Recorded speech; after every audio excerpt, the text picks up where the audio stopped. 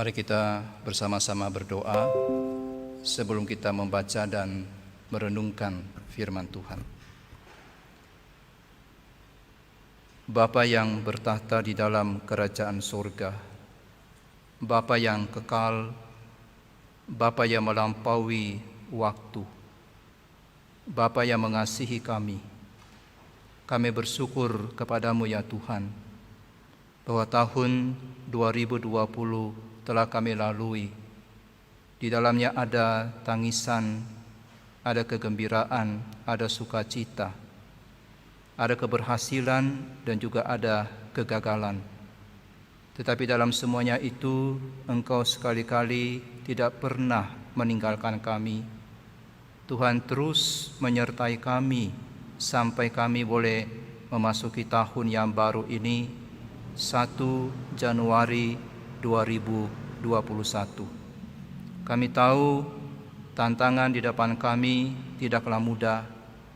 Kami tahu Tuhan, ada banyak hal yang tidak kami ketahui di depan kami. Oleh karena itu, sebelum kami melangkah lebih jauh, menjalani hari-hari kami sepanjang tahun 2021 ini, kami sangat membutuhkan Tuhan berbicara kepada kami. Bersabdalah ya Tuhan, berbicaralah kepada kami. Kami percaya Tuhan memiliki pesan yang Tuhan ingin sampaikan kepada kami melalui pemberitaan firman-Mu pada pagi hari ini. Kami serahkan doa kami hanya di dalam nama Tuhan Yesus. Kami bersama-sama berdoa. Amin. Bapak Ibu yang dikasihi oleh Tuhan Yesus, saya mengucapkan selamat tahun baru 2021 kepada seluruh jemaat yang dikasihi oleh Tuhan. Kita bersyukur kita boleh memasuki hari pertama di tahun 2021 ini. Mari kita akan bersama-sama membaca satu bagian firman Tuhan yang akan menjadi penuntun bagi kita, pertolongan buat kita dalam menjalani sepanjang tahun 2021 di depan kita. Kita akan membaca Yosua pasal 3 ayat 1 sampai dengan ayatnya yang ke-8, kemudian ayat 13 sampai 17. Saya akan bacakan buat kita sekalian dan saudara bisa melihatnya di PowerPoint yang saya tampilkan di layar saudara. Yosua pasal yang ketiga, ayat yang pertama, demikianlah firman Tuhan. Yosua bangun pagi-pagi, lalu ia dan semua orang Israel berangkat dari Sitim dan sampailah mereka ke sungai Yordan. Maka bermalamlah mereka di sana sebelum menyeberang. Setelah lewat 3 hari, para pengatur pasukan menjalani seluruh perkemahan dan memberi perintah kepada bangsa itu, katanya, segera sesudah kamu melihat tabut perjanjian Tuhan Allahmu yang diangkat para imam yang memang suku Lewi, maka kamu harus juga berangkat dari tempatmu dan mengikutinya. Hanya antara kamu dan tabut itu harus ada jarak kira-kira 2000 hasta panjangnya. Janganlah mendekatinya, maksudnya supaya kamu mengetahui jalan yang harus kamu tempuh, sebab jalan itu belum pernah kamu lalui dahulu. Berkatalah Yosua kepada bangsa itu, kuduskanlah dirimu, sebab besok Tuhan akan melakukan perbuatan yang ajaib di antara kamu. Dan kepada para imam itu Yosua berkata, demikian, angkatlah tabut perjanjian dan menyeberanglah di depan bangsa itu. Maka mereka mengangkat tabut perjanjian dan berjalan di depan bangsa itu. Dan Tuhan berfirman kepada Yosua, pada hari inilah aku mulai membesarkan namamu di mata seluruh orang Israel, supaya mereka tahu bahwa seperti dahulu aku menyertai Musa, demikianlah aku akan menyertai engkau. Maka kau perintahkanlah kepada para imam pengangkut tabut perjanjian itu demikian, setelah kamu sampai ke tepi air sungai Yordan, haruslah kamu tetap berdiri di sungai Yordan itu. Ayat 13, segera sesudah kaki para imam pengangkut tabut Tuhan Tuhan semesta bumi berhenti di dalam air sungai Yordan, maka air sungai Yordan itu akan terputus, air yang turun dari hulu akan berhenti mengalir menjadi bendungan. Ketika bangsa itu berangkat dari tempat perkemahan mereka untuk menyeberangi sungai Yordan, para imam pengangkat tabut perjanjian itu berjalan di depan bangsa itu. Segera sesudah para pengangkat tabut itu sampai ke sungai Yordan, dan para imam pengangkat tabut itu mencelupkan kakinya ke dalam air di tepi sungai itu, sungai Yordan itu sebak sampai meluap sepanjang tepinya selama musim menuai. Dan ayat 16, maka berhentilah air itu mengalir, air yang turun dari hulu melonjak menjadi bendungan jauh sekali di dekat Adam, kota yang terletak di sebelah Sartan. Sedang air yang turun ke laut Araba itu, yakni laut asin, terputus sama sekali. Lalu menyeberanglah bangsa itu di tentangan Yeriko. Tetapi para imam pengangkat tabut perjanjian Tuhan itu tetap berdiri di tanah yang kering di tengah-tengah sungai Yordan, sedang seluruh bangsa Israel menyeberang di tanah yang kering sampai seluruh bangsa itu selesai menyeberangi sungai Yordan.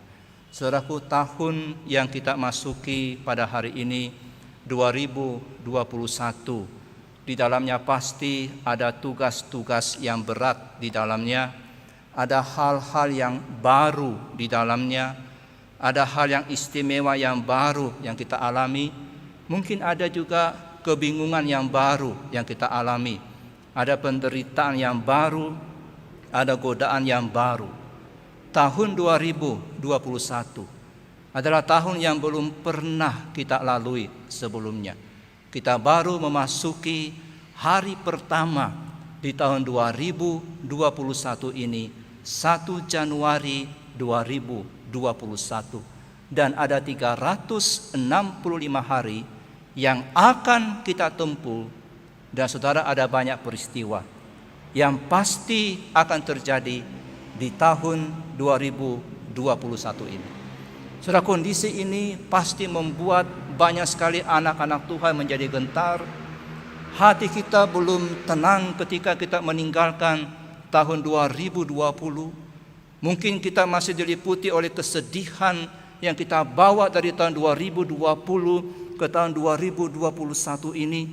Kita masih diliputi oleh kecemasan, diliputi oleh ketakutan. Mungkin kita masih diliputi oleh ketegangan dari tahun 2020 yang penuh dengan kejutan. Dan sekarang kita berada di awal 2021. Sesuatu yang baru kita akan hadapi di tahun 2021 ini. Saudaraku, sama halnya dengan bangsa Israel. Mereka telah keluar dari Mesir. Mereka sudah melakukan perjalanan yang panjang di padang gurun. Sebuah perjalanan yang tidak mudah. Pasti ada banyak ketegangan di dalamnya yang mereka alami. Dan sekarang mereka akan menyeberangi sungai Yordan. Itu merupakan sesuatu yang baru bagi mereka. Ada kesulitan yang baru dan ada peristiwa-peristiwa yang baru yang terbentang di hadapan mereka.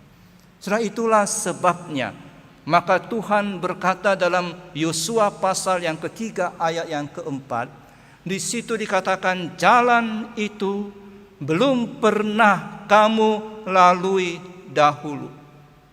Jadi jalan di depan mereka itu belum pernah mereka lalui sebelumnya. Orang-orang Israel ini yang berada di tepi sungai Yordan adalah generasi yang baru. Mereka lahir di padang gurun, sehingga mereka tidak punya pengalaman menyeberangi laut Teberau. Oleh karena itulah menyeberangi sungai Yordan itu betul-betul sesuatu yang baru bagi mereka. Kalau mereka pernah menyeberangi laut Teberau, maka sungai Yordan tidak akan menjadi masalah bagi mereka. Tapi mereka belum pernah mengalami peristiwa laut Teberau karena mereka adalah generasi yang baru. Saudaraku, saat itu mereka melihat sebuah sungai yang penuh sampai ke tepinya karena mencairnya salju. Sungai tersebut dalam dan luas. Bagaimana mereka bisa menyeberangi sungai yang dalam dan luas itu? Mereka tidak punya peralatan, tidak punya perahu, dan seandainya pun ada, tidak mungkin mengangkut begitu banyak orang. Dan seandainya pun mereka ada alat untuk menyeberangi sungai itu, mereka akan berhadapan dengan musuh yang ganas yang di seberang sungai Yordan, dengan kota-kota yang kuat seperti kota Yeriko, kota Ai, dan kota-kota yang lain. Sudah mereka sedang berada dalam kondisi harus maju dan tidak ada jalan mundur. Mereka enggak mungkin balik lagi ke Mesir. Mereka harus maju untuk merebut Kanaan. Saudara, kita pun sekarang kita sedang berada di dalam sebuah keadaan yang mirip dengan bangsa Israel. Dan jalan di depan kita belum pernah kita lalui sebelumnya. Ada tantangan yang baru di tahun 2021 ini. Ada pencobaan yang baru yang kita mungkin hadapi di tahun ini. Mungkin ada pekerjaan baru yang kita akan kerjakan di tahun ini. Ada banyak hal yang baru di depan kita. Lalu pertanyaannya, apa yang firman Tuhan katakan, inginkan untuk kita lakukan? Apa yang harus kita lakukan, saudara, menghadapi kondisi yang baru yang kita tidak ketahui ini? Saudaraku, hal yang pertama yang kita mesti lakukan adalah jangan takut. Jangan gentar menghadapi tahun ini. Mengapa kita jangan takut? Jangan takut karena walaupun jalan di depan kita adalah jalan yang baru, saudara, kita enggak perlu takut dengan jalan itu. Oleh karena jalan di depan kita walaupun itu baru buat kita, itu bukan hal yang baru bagi Tuhan. Bukan hal yang baru bagi Tuhan. Saudara, bangsa Israel tidak berjalan sendiri menyeberangi sungai Yordan untuk menaklukkan Kanaan. Mereka disertai oleh Tuhan. Bangsa Israel ini akan menempuh jalan yang memang mereka belum ketahui. Tapi bagi Tuhan jalan itu bukan hal yang baru. Bagi Tuhan jalan itu, Tuhan tahu akan jalan itu. Bahkan dialah yang menciptakan sungai tersebut. Dia yang memiliki tanah Kanaan tersebut. Tuhan mengetahui sungai Yordan. Tuhan tahu tentang sungai Yordan tanpa belajar. Tuhan tahu apa yang ada dalam sungai Yordan itu. Tuhan tahu jumlah ikan yang ada dalam sungai Yordan itu. Sampai hal yang tersembunyi sekalipun dalam sungai Yordan Tuhan tahu. Dan segala sesuatu telanjang terbuka di hadapan Tuhan. Dia mengetahui segala sesuatu, sehingga itu bukan sesuatu yang baru buat Tuhan. Itu hal yang lama bagi Tuhan. Sudah bagi bangsa Israel, ini merupakan jalan yang baru. Tapi bagi Tuhan itu bukan hal yang baru. Segala sesuatu yang terjadi pada hari ini atau yang akan terjadi pada esok hari, pada bulan depan, tahun ini adalah hal yang baru bagi kita. Kenapa? Karena kita hanya tahu detik ini saja. Tetapi bagi Tuhan tidak ada hari esok bagi Tuhan. Dahulu, sekarang, dan masa depan itu merupakan kata-kata manusia. Tidak ada yang merupakan masa depan bagi Allah, karena Allah itu melampaui waktu. Saudaraku, apapun yang merupakan masa lalu dan masa depan bagi kita, hadir secara langsung sebagai masa kini di dalam penglihatan Allah. Karena Allah itu melampaui waktu. Tuhan kita adalah Tuhan yang kekal. Tuhan yang tidak terikat oleh waktu. Dia mengetahui dan memahami segalanya. Manusia itu merayap seperti serangga dari daun ke daun, dari detik ke detik, dari hari kemarin ke hari ini, dari hari ini ke hari esok, dari tahun lalu ke tahun ini. Tapi Tuhan melihat seluruhnya ke bawah sekaligus. Masalah kita itu sudah diketahui oleh Allah, dan itu bukan kejutan buat Tuhan. Tuhan tidak memiliki kondisi darurat. Bagi Allah tidak ada yang namanya IGD. Semuanya itu terang benderang bagi Tuhan. Jadi saudaraku, Kita tenang saja menghadapi tahun ini dan memasuki tahun ini, karena bagi kita, walaupun ini jalan yang baru bagi kita, tapi bagi Tuhan itu jalan yang lama bagi Tuhan. Kenapa kita begitu takut? Kenapa kita tidak percaya kepada Tuhan? Kalau kita bisa melewati tahun 2020 bersama dengan Tuhan, apakah kita tidak akan sanggup jalani tahun 2021 ini bersama dengan Tuhan? Jalan ini di depan kita memang jalan yang baru buat kita, tapi bagi Tuhan itu bukan yang baru. Dan kita nggak perlu takut, karena ada Tuhan yang berjalan beserta kita dan akan memimpin kita menjalani jalan yang baru bagi kita. Tapi bagi Allah itu bukan jalan yang baru. Kita nggak perlu takut, saudara. Hal yang selanjutnya, kenapa kita nggak perlu takut memasuki tahun 2021 ini? Karena pencobaan di tahun 2021 ini bukan hal yang baru bagi umat Tuhan.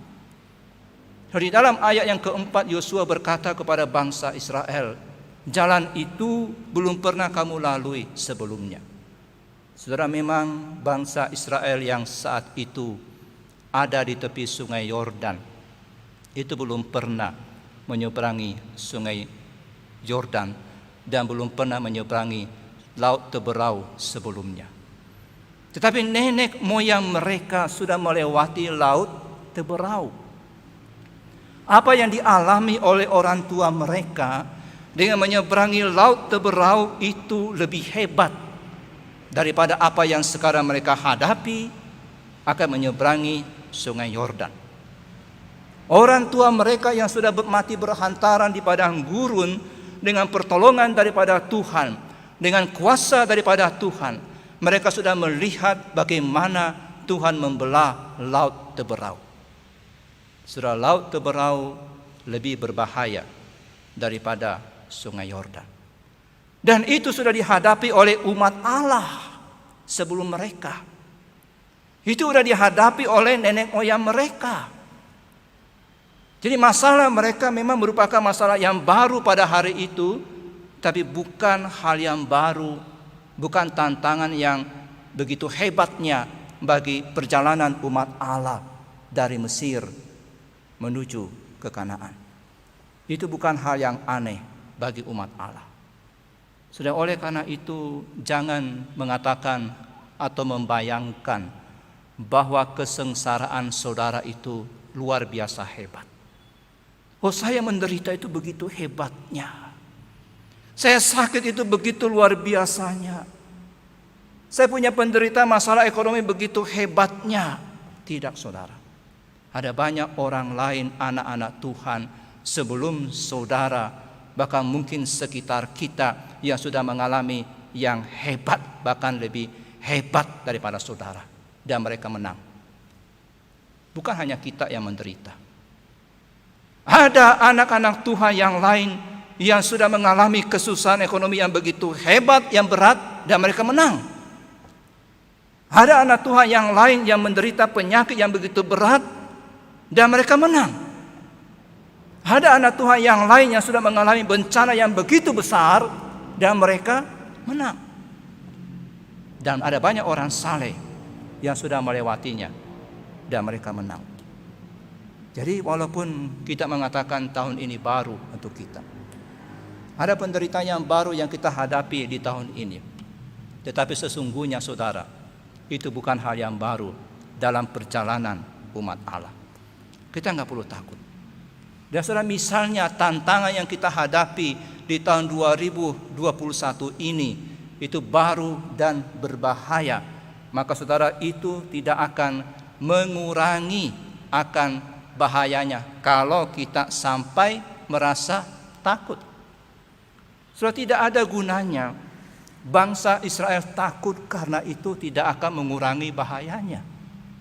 Sungai Yordan tetap harus diseberangi. Perang tetap harus dilakukan melawan bangsa Kanaan. Kekhawatiran, keresahan itu tidak akan membantu kita menghadapi tahun 2021. Ketakutan kita, kecemasan kita tidak akan membuat semuanya menjadi lebih baik, saudara. Firman Tuhan berkata, hai orang yang kurang percaya, keresahan kita, kekhawatiran kita tidak akan membantu banyak dalam pergumulan kita. Kalaupun sampai yang terburuk mendatangi kita, maka kekhawatiran tidak berguna untuk menghadapi itu. Saudaraku, hal yang berguna untuk menghadapi kesulitan itu bukan kekhawatiran, tetapi iman kepada Tuhan yang hidup. Kalau seandainya besok kita harus menangis, maka lebih baik hari ini kita menyanyi. Kalau hari ini kita sudah menangis karena kita khawatir sekali, maka esok hari kita tidak akan punya kekuatan menghadapi tangisan yang datang pada esok hari. Tetapi kalau pada hari ini kita bisa menyanyi, maka seandainya pun besok ada tangisan, kita masih bisa menghadapi, ada kekuatan menghadapi tangisan itu. Bersukacitalah dalam Tuhan. Jangan khawatir dengan masalah yang belum ada. Jangan mengimpor atau membawa masalah esok hari ke dalam hari ini, saudara. Tuhan itu selalu memilihkan yang terbaik bagi kita. Kita enggak usah membawa hal-hal besok yang belum tentu terjadi. Jadi jangan khawatir dan jangan takut. Ini hal yang pertama yang Tuhan berikan kepada kita di dalam menempuh tahun 2021 ini. Jangan takut. Hal yang kedua, saudara, percaya dan taat. Saudara perhatikan Yosua pasal yang ketiga ini penuh dengan perintah. Di dalam Yosua pasal 3 ayat yang ketiga dikatakan, dan memberi perintah kepada bangsa itu, katanya. Sebuah perintah. Kemudian dalam ayat yang keempat dikatakan, hanya antara kamu dan tabut itu harus ada jarak kira-kira 2000 hasta panjangnya, janganlah mendekatinya. Perintah. Ayat 5 perhatikan. Berkatalah Yosua kepada bangsa itu, kuduskanlah dirimu. Perintah. Dan kemudian dalam ayat yang ke-6, dan kepada para imam itu Yosua berkata, angkatlah tabut perjanjian dan menyeberanglah. Kembali perintah. Dan kemudian ayat yang ke-8, maka kau perintahkanlah kepada para imam. Sebuah perintah. Ayat 9, saudara, lalu berkatalah Yosua kepada orang Israel, datanglah dekat dan dengarkanlah firman Tuhan Allahmu. Kembali perintah. Sudah pasti mengejutkan ketika kita membacanya bahwa sebelum bangsa Israel menyeberangi sungai Yordan, ada begitu banyak perintah-perintah yang diberikan kepada mereka. Dan tentu saja bahwa ketika perintah itu diberikan, maka bangsa Israel ini dituntut untuk taat. Jadi saudara, kita bisa menyimpulkan bahwa pada waktu kesusahan, pada waktu kita sedang menderita, pertanyaan utama kita seharusnya bukan bagaimana saya bisa melewati kesusahan ini. Bukan itu pertanyaannya. Tapi pertanyaan yang seharusnya kita tanyakan adalah, apa perintah Tuhan untuk saya lakukan dalam situasi saya pada hari ini? Apa kewajiban moral saya saat ini? Ketaatan apa yang Tuhan tuntut dari saya? Saudara, godaan yang sangat berbahaya adalah ketika kita mengalami kesusahan, ketika kita mengalami masalah dan penderitaan, kita menganggap bahwa pemeliharaan Tuhan akan meniadakan kewajiban saya. Kita menganggap, saudara, kondisi saya yang susah pada hari ini, karena saya sedang susah pada hari ini, maka saya enggak usah taat sama Tuhan. Kita menganggap bahwa saya boleh melanggar firman Tuhan karena saya lagi susah. Ada banyak orang Kristen beranggapan seperti itu. So, kita menganggap menyelesaikan masalah lebih penting daripada ketaatan moral terhadap kehendak Tuhan. hal yang seharusnya kita lakukan ketika sedang menghadapi persoalan yang berat itu terdapat di dalam Mazmur 37 ayat 3 sampai 4. Percayalah kepada Tuhan dan lakukanlah yang baik. Diam di negeri dan berlakulah setia, dan bergembiralah karena Tuhan, maka Ia akan memberikan kepadamu apa yang diinginkan hatimu. Sudah kita selalu ingin terburu-buru menyelesaikan persoalan kita, sehingga begitu banyak pagar moral yang kita tabrak. Ini bukan cara menyeberangi sungai Yordan, saudara. Cara menyeberangi sungai Yordan adalah satu kata, ketaatan. Itu caranya. Cara menyeberangi sungai Yordan adalah patuh kepada Tuhan. Sudah bagi Tuhan, hati bangsa Israel jauh lebih penting daripada pedang mereka. Bagi Tuhan, hati bangsa Israel itu jauh lebih penting daripada segala perlengkapan mereka. Dan ini pun berlaku bagi setiap kita, saudara. Hati saudara jauh lebih penting daripada kemampuan saudara.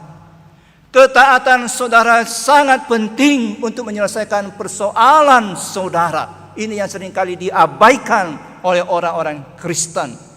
Mengabaikan ketaatan. Dan persoalan gak pernah selesai. Saudaraku, ketaatan itu berhubungan dengan iman. Tanpa iman maka tidak akan ada ketaatan. Kita taat karena kita beriman.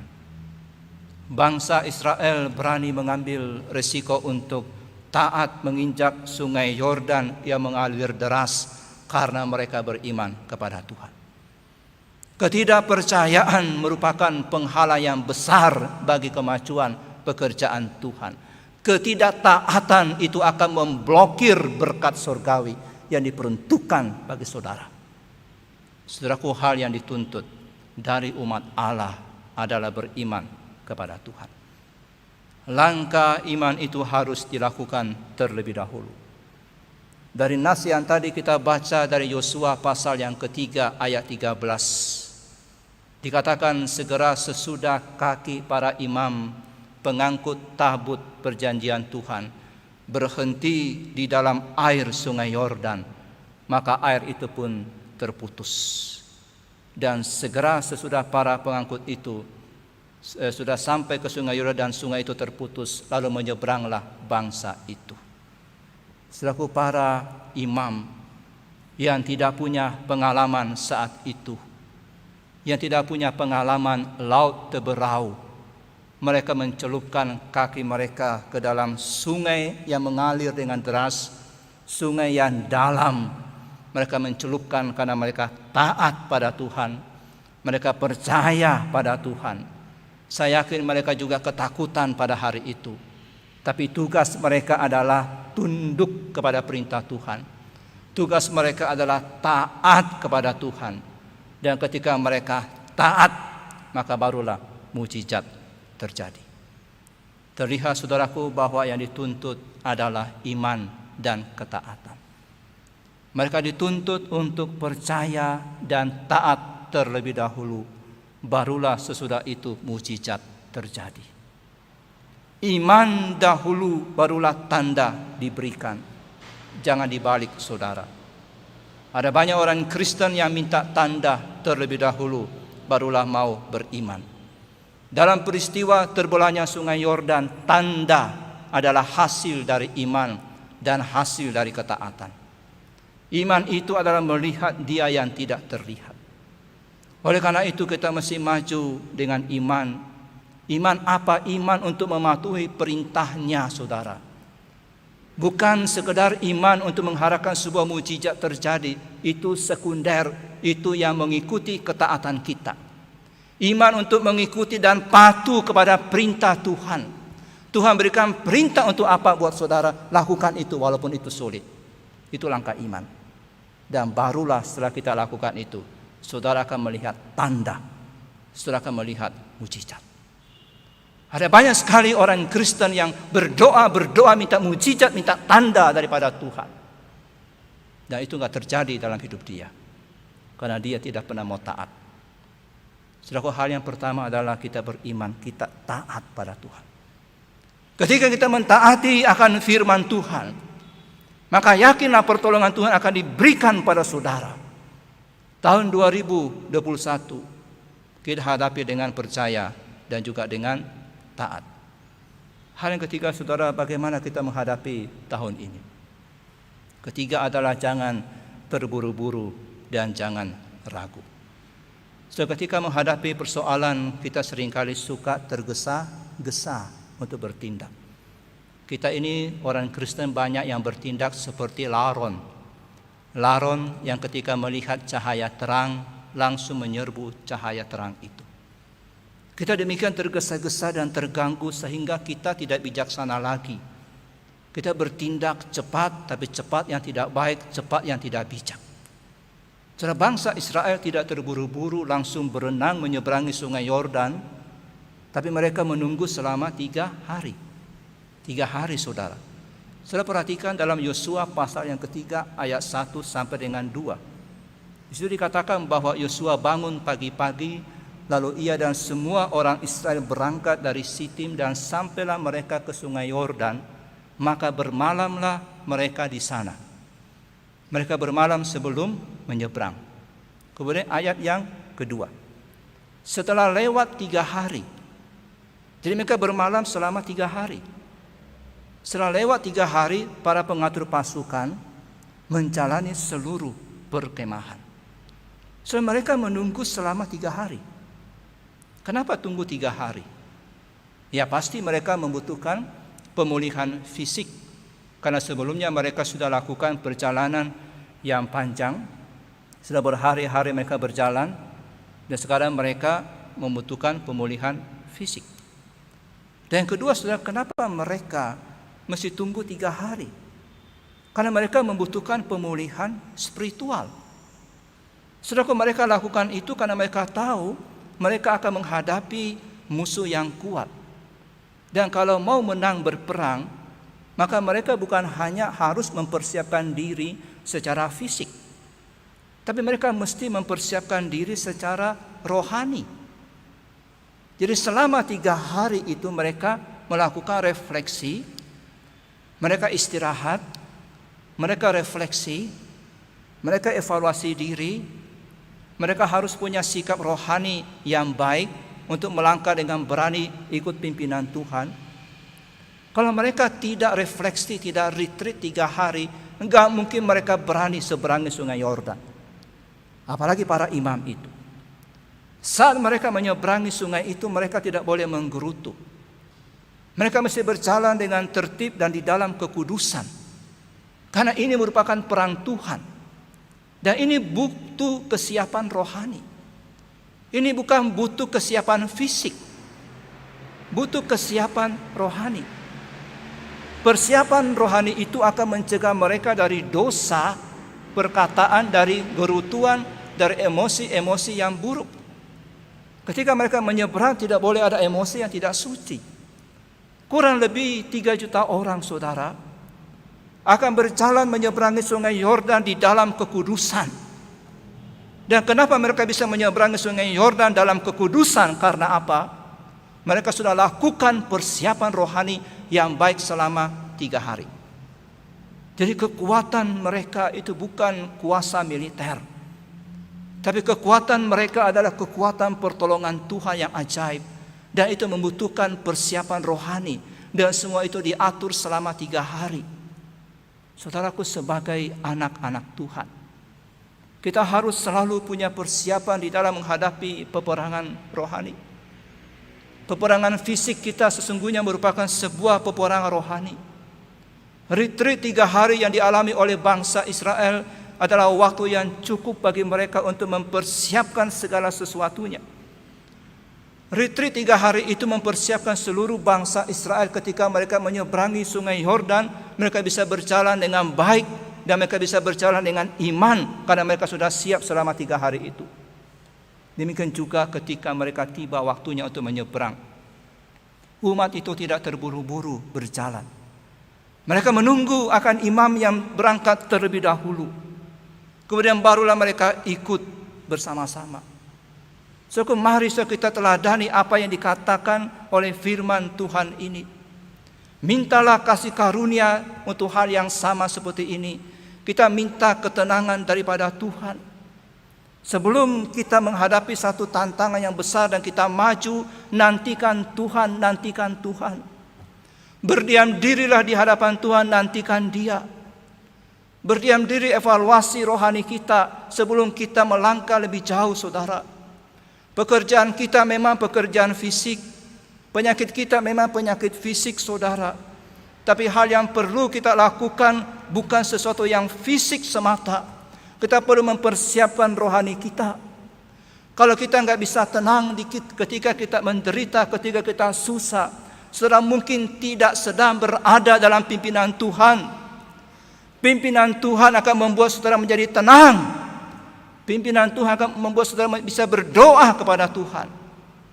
Jadi hal yang dibutuhkan oleh bangsa ini adalah, yang pertama, jangan tergesa-gesa.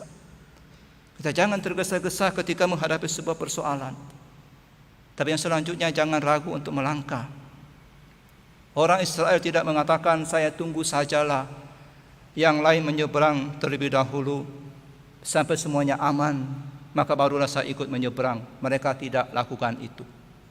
Tapi ketika trompet dibunyikan, mereka segera menyeberang dan tidak mengajukan pertanyaan, tidak mengajukan keberatan. Jangan ragu saudara melangkah di tahun 2021 ini. Teruslah berjalan walaupun yang saudara hadapi bukan sungai air, tapi mungkin sungai api. Kalau Yehova yang minta saudara untuk menyeberang, jangan ragu. Kita jangan tergesa-gesa, kita nantikan Tuhan. Kita minta pertolongan daripada Tuhan. Tapi juga kita tidak perlu ragu untuk melangkah. Dan hal yang selanjutnya, apa yang dikatakan oleh firman Tuhan ini, apa yang diperintahkan kepada mereka, yaitu mereka mesti menyucikan diri, saudara. Ketika bangsa Israel akan menyeberangi sungai Yordan, apakah perintah yang diberikan oleh Yosua kepada bangsa Israel? Yosua tidak menyuruh mereka segera membuat jembatan, tidak.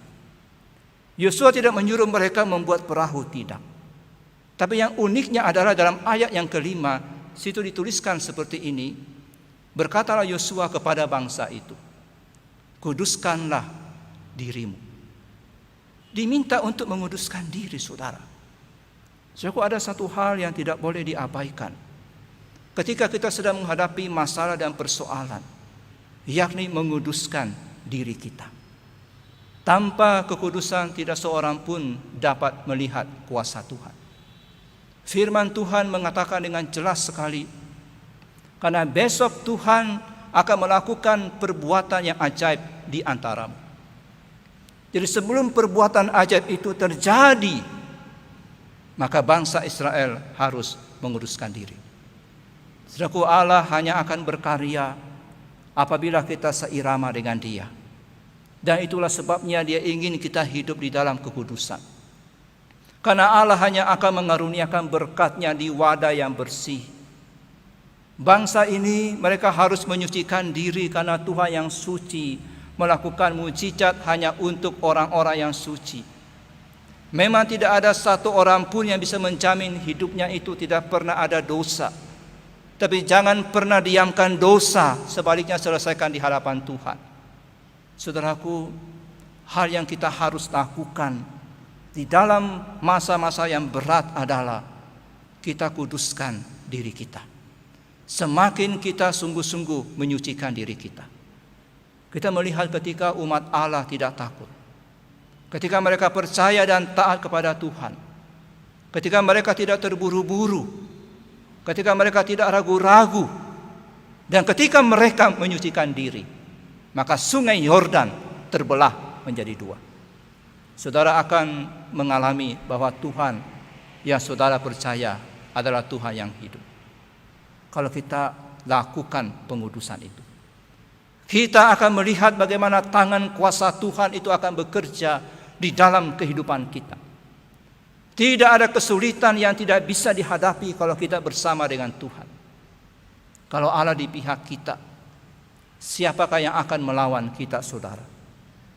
Ia yang tidak menyayangkan anaknya sendiri, tetapi yang menyerahkannya bagi kita semua.